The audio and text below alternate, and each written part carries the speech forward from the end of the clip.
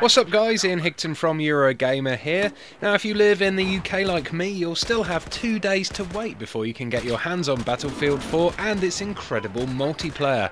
In yesterday's official Eurogamer.net review, Dan Whitehead gave the game 8 out of 10, and today he's done a write-up of all the available theatres of war, which you can read by following the link in the video description.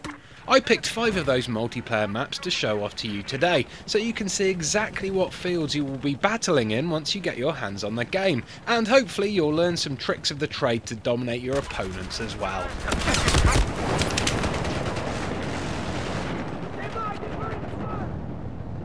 A derelict factory complex is the setting for this map, Zavod 311, which is large without covering many open spaces. There's junk everywhere, not to mention ample foliage cover, making it one of the few sizable maps where infantry can get from one end to the other without being too exposed.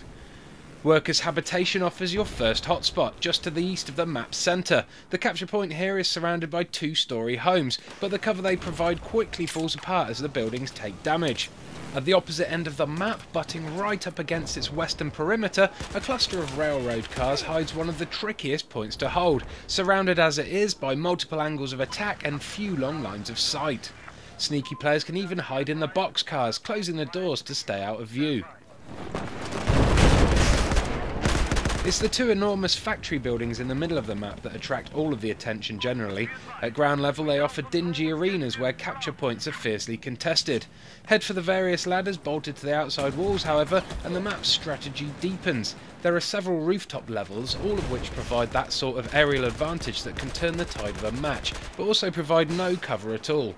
Maintaining a useful force of spotters, snipers and anti-air troops on these rooftops is the best way to dominate here. Flood Zone will be a popular map, if only because it offers perhaps the most unmistakable example of what Levolution can do. It's a large urban space with a park to the east and the capture point there nestled in the middle of small hills. Across from there is the on-ramp to an elevated freeway, on the other side of which is a gas station. To the west the map offers many 4 or 5-storey structures and a sprawling shantytown sprouting across the rooftops. In the middle a car park offers a dangerously exposed capture point. It's a wet map with ankle-deep water all over, as if you're fighting in the aftermath of a monsoon. At the north of the map, just down from the gas station, is the levee, which offers the Levolution feature that gives Flood Zone its name.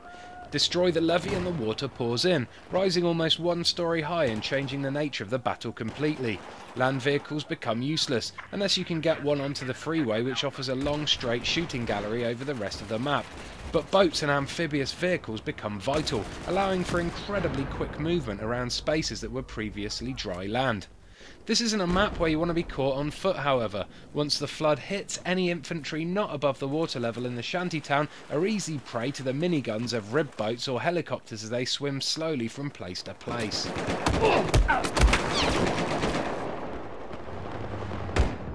Battlefield 4 makes water a key feature, promoting sea vehicles from half-hearted addition to tactical necessity. Nowhere is this more clear than on Paracel Storm, a tropical map with vast expanses of open water and clusters of sporadic landmasses to the east. It's a map that demands shrewd dominance of the waves to keep the enemy on the back foot.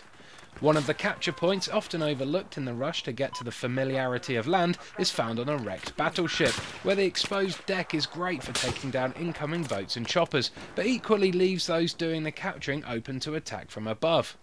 Other fun capture points spread across the derelict military base include one in an abandoned firebase, where concrete trenches are perfect for shotgun fanatics, a barracks, and at the very end of the map, a dockside area where infantry and boats can go head to head.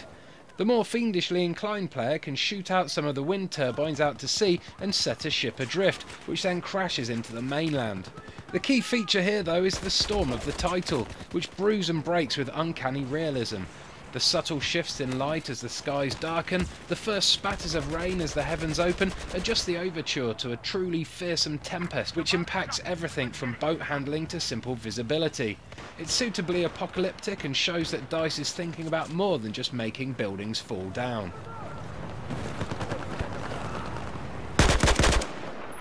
As an early favourite, Golmud Railway is a battlefield map par excellence.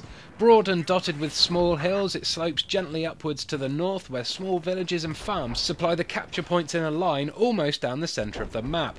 Combat here offers something for everyone, with ground troops essential for taking control of the cramped building clusters, land vehicles vital for covering the vast open spaces, and air cover proving decisive with so little cover to be found. Where cover is available, it's in the large warehouses at the south of the map. These don't stand up to much heavy punishment, but offer the most comprehensive places to hide from attack choppers and gunships.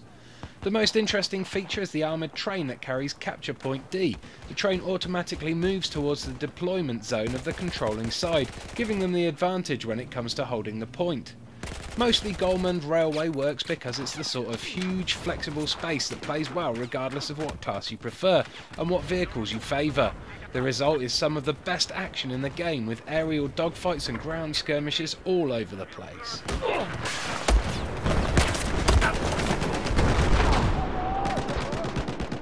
If any map showcases how well DICE's map design scales to suit the mode being played, it's Lancang Dam.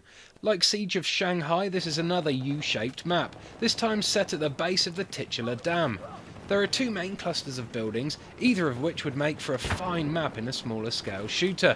To the west there's a power station full of dark corners and explosive canisters, to the east a research station made up of multiple offices, all offering useful views over the external action, but very exposed thanks to their plate glass windows.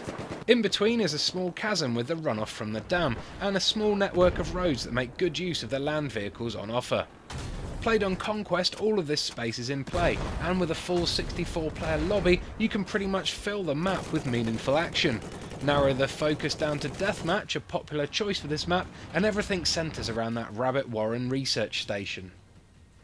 The Levolution feature is as obvious as it is impressive.